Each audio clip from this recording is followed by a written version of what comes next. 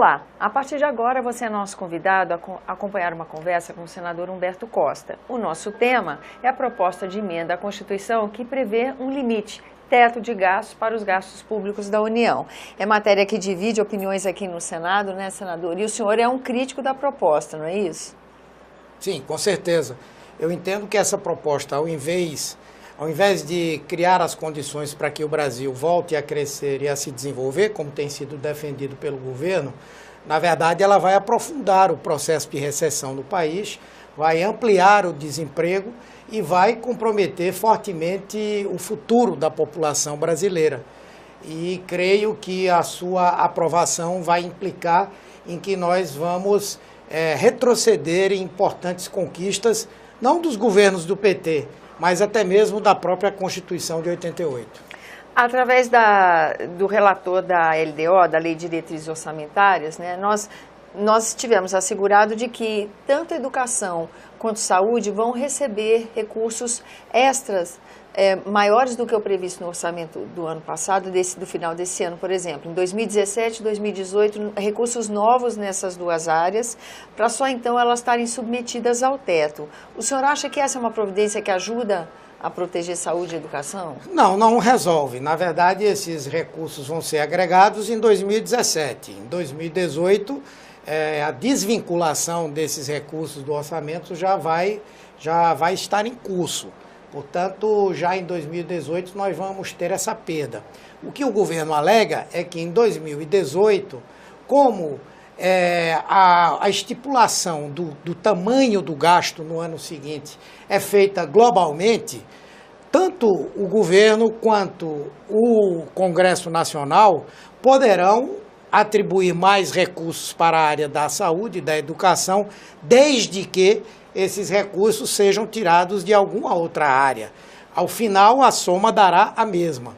Só que o que nós questionamos o tempo inteiro é que nessa disputa, nesse verdadeiro conflito pela distribuição do orçamento, serão aqueles segmentos ou aqueles setores que têm maior capacidade de vocalização, maior capacidade de organização e de demandar, que serão beneficiados com essa proposta de que a soma deve se manter a mesma, mas dentro do orçamento as coisas podem ser modificadas. Eu pergunto, por exemplo, quem tem mais poder de vocalização?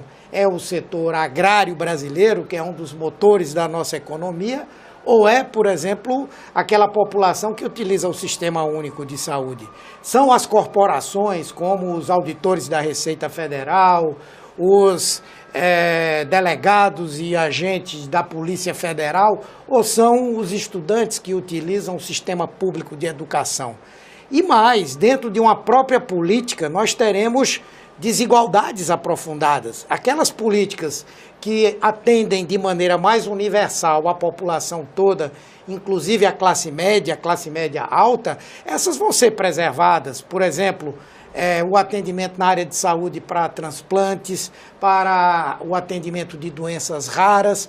Quem vai perder são exatamente aquelas áreas onde estão localizados os mais pobres e que têm menor capacidade de vocalizar as suas demandas. Mas e quanto ao argumento de que essa PEC é necessária, porque se não se limitar de alguma forma a gastos, daqui a pouco está tão comprometido, os parcos recursos estarão tão comprometidos que não terá nem como atender nenhuma política, estaremos totalmente quebrados. O senhor acha isso possível?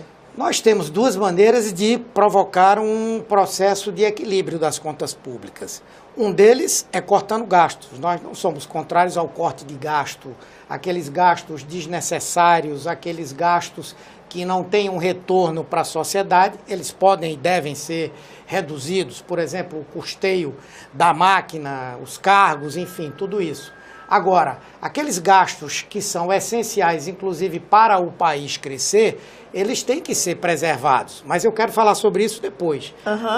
O outro lado de se promover um equilíbrio é o aumento da receita. Como a gente diz, uma família que está desequilibrada no seu orçamento, ela tem duas alternativas: cortar gastos, mas aumentar a receita também.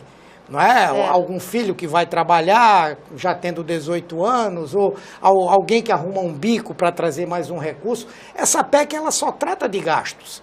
E mesmo quando a receita crescer, essa receita não vai poder ser utilizada, aquele incremento não vai poder ser utilizado para atender essas políticas sociais. Todo esse dinheiro é só para pagar a dívida.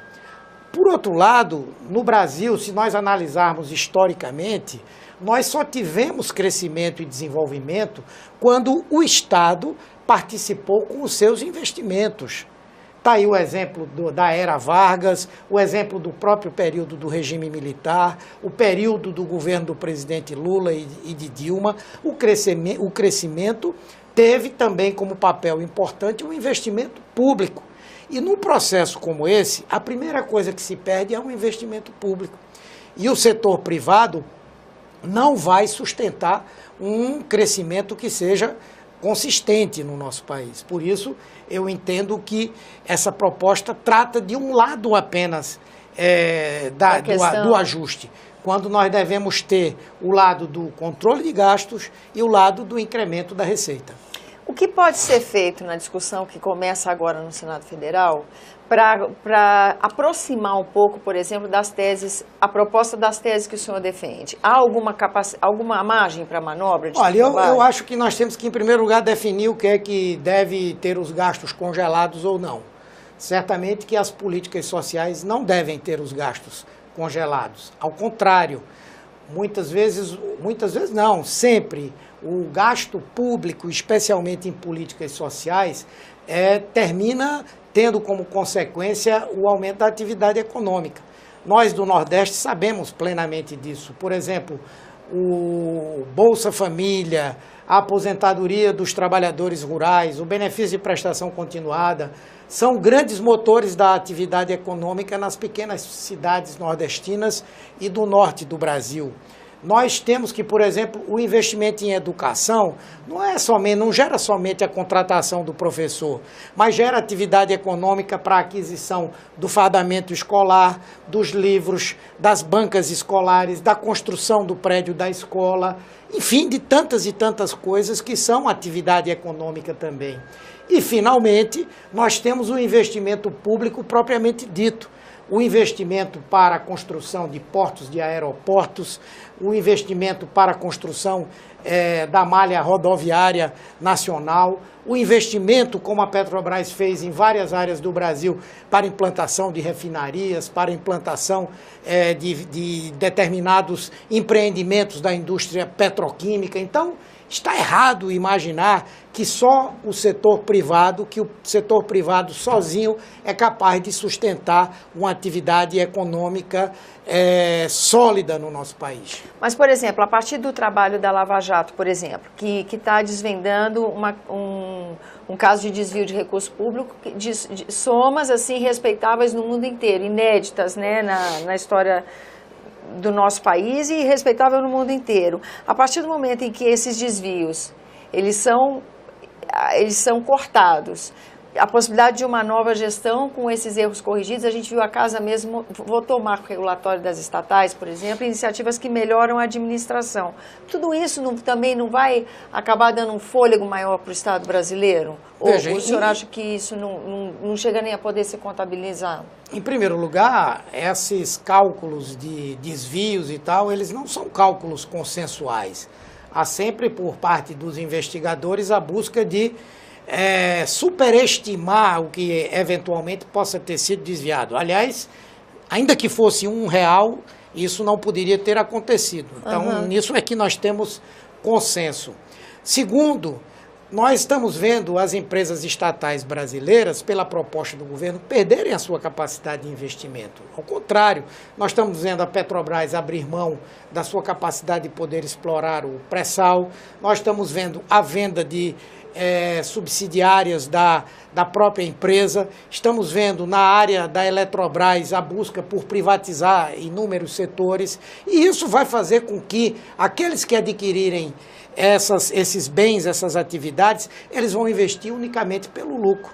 sem uma preocupação com o tema do desenvolvimento regional ou do desenvolvimento do país. Lógico que essas medidas, elas melhoram a gestão e isso pode fazer com que essas empresas possam ter um desempenho melhor. Mas elas precisam estar sintonizadas com a ideia de que elas são parte do processo de desenvolvimento e crescimento do país. Envolvida nesse processo de desenvolvimento.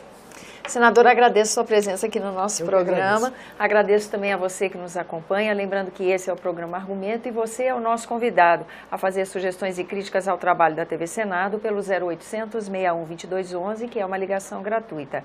E quando você quiser rever esse ou outro dos nossos programas, use o endereço eletrônico senado.leg.br/TV. Até a próxima.